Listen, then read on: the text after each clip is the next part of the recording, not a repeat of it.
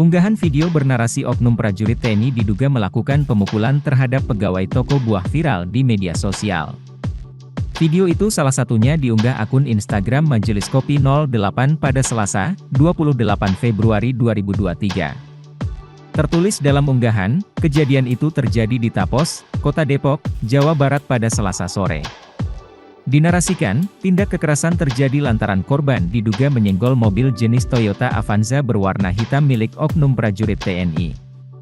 Sementara itu, korban sudah meminta maaf namun tetap mendapatkan kekerasan.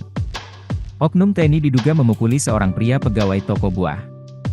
Informasi awal kejadian ini akibat korban menyenggol mobil Avanza hitam milik anggota TNI, tulis keterangan unggahan. Sudah meminta maaf namun akhirnya tetap terjadi tindakan kekerasan. Semoga ada penyelesaian yang baik karena perdamaian itu indah dan sejuk, lanjut keterangan tersebut. Kepala Dinas Penerangan Angkatan Darat, Kadis Penak, Brigjen Hamim Tohari mengatakan, pihaknya tengah menelusuri ihwal peristiwa tersebut. Menurutnya, keterangan yang beredar masih belum jelas.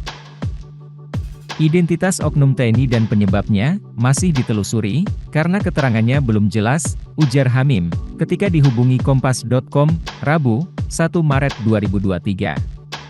TNI minta maaf imbau korban melapor ke polisi militer. Hamim mengimbau, bagi siapa saja yang melihat ataupun menjadi korban dari oknum prajurit TNI tersebut, agar segera membuat laporan ke polisi militer terdekat. Yang merasa jadi korban atau yang melihat dan mengetahui pelaku, sebaiknya melapor ke polisi militer atau koramil terdekat biar ditindaklanjuti, katanya. Ketika ditanya terkait sanksi yang akan dijatuhkan kepada oknum prajurit TNI tersebut jika benar melakukan tindak kekerasan, Hamim belum bisa memastikannya. Menurutnya, kejadian ini perlu didalami terlebih dahulu.